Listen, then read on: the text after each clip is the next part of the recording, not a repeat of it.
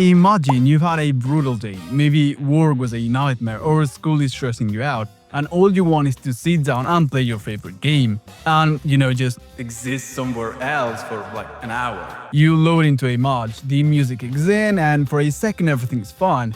Then, 3 minutes in, the chat box starts glowing. Someone you've never met is typing in all caps, blaming you for something that hasn't even happened yet. Or maybe you're in a voice chat and someone is screaming so loud in their mic that it's clipping. He's calling you names that would get them kicked out of a library in 2 seconds. God damn it, Purple, you are a waste of time, you're a waste of air, you're a waste of space. Go yourself. Purple, you need to Sorry, I can't hear you from the bottom of the leaderboard. Now, the weird part isn't that it just happened. The weird part is that you probably didn't even blink. You didn't get shocked, you didn't think, well, this is an outlier. You probably just saw it reach out for a mute button and thought, okay, here we go again. That right there, that's the problem. We've reached a point where digital hostility isn't an accident, it's the climate. We've collectively agreed that being treated like garbage is just the entry fee for playing online. But if you step back and actually look at it, it's wild that we've accepted this. Today I want to talk about how toxicity became the default setting and why we keep making excuses for it, and how this quiet normalization is making our favorite video games feel like a second job that we've never applied for.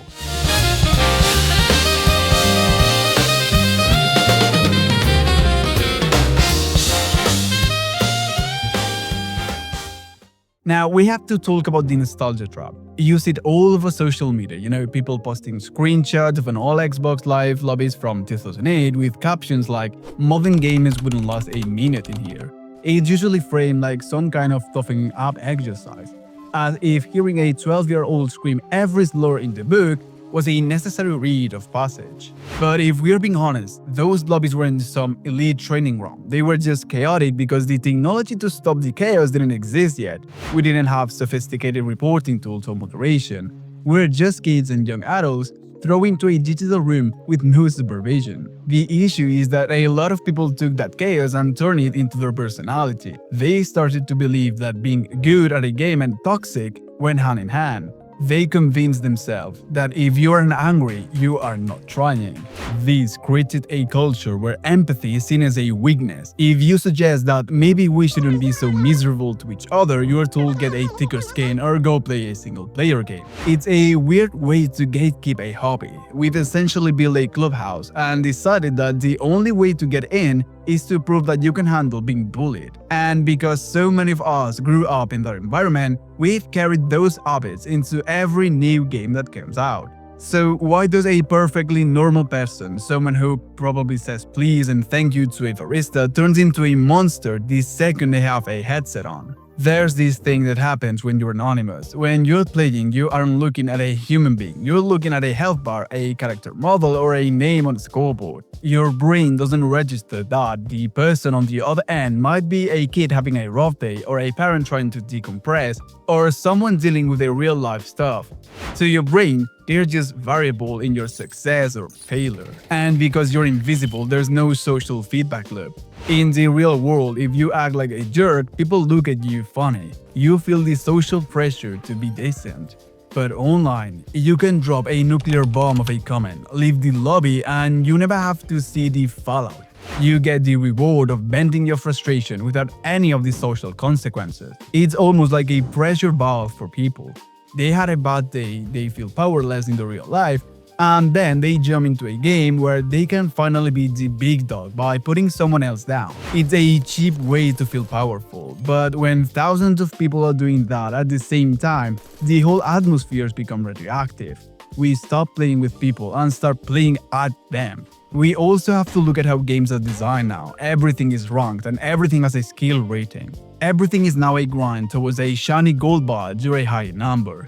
When you attach someone's ego and their status to a digital rank, the stakes feel incredibly high, even tough. In the grand scheme of things, they aren't.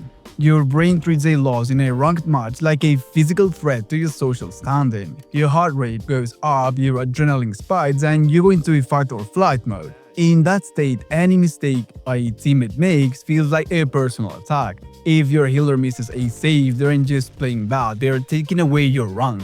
They are wasting your time. This is where that toxic entitlement comes from.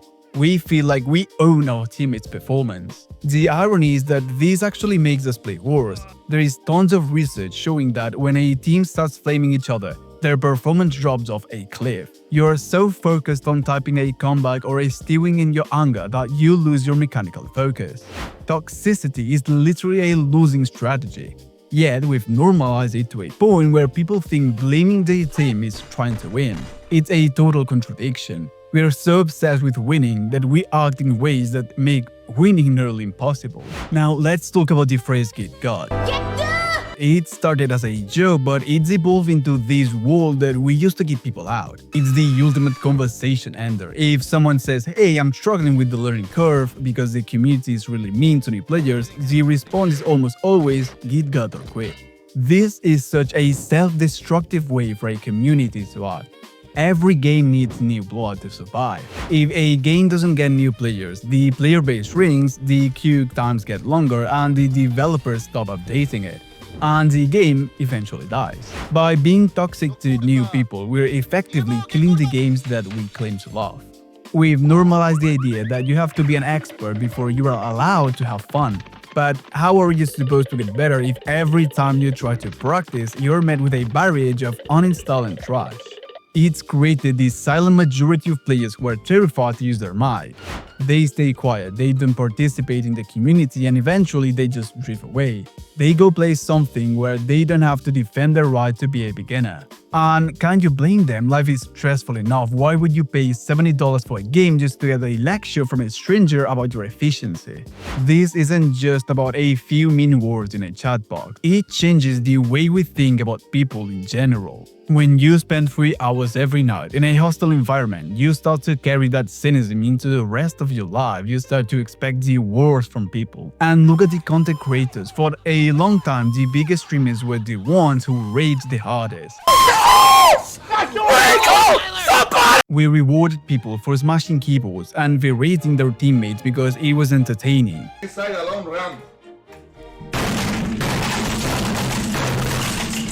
We turned toxicity into a brand. When kids see their idols acting like that, they think that's the way a pro looks.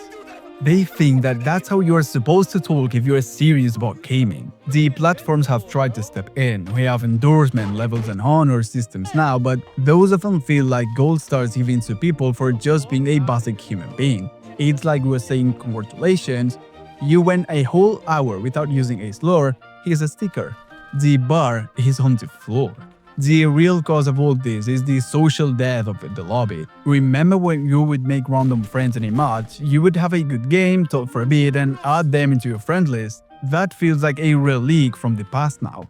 Most people have their settings on friends only or mute all by default. We've traded the possibility of making new friends for the security of not being insulted. So where do we go from here? Is online gaming just destined to be a cesspool forever? Well, I don't think so, but I think we have to stop waiting for the developers to fix it with a patch. Let's do this! Leroy Dragons! Oh my god, he just ran in. A report button doesn't change a culture. The people in it do. It starts with a small stuff. It's about being a person who says, nice try when play fails. It's about calling out your friends when they start getting too heated. Chill, take it easy. I'm losing my balls over here! This fucking moron's playing Hazel! We've all been there. Your body starts flaming a random teammate in Discord, and it's easier to just laugh or stay quiet, but that's how it gets normalized. We need to decouple competitive from hostile. You can want to win with every fiber of your being and still treat the people around you like human beings. In fact, that's what actual professionals do. If you look at high-level organized plays, communication is calm, constructive, and focused. The screaming is for the amateurs. So I also think that I should set examples, so let's try it out.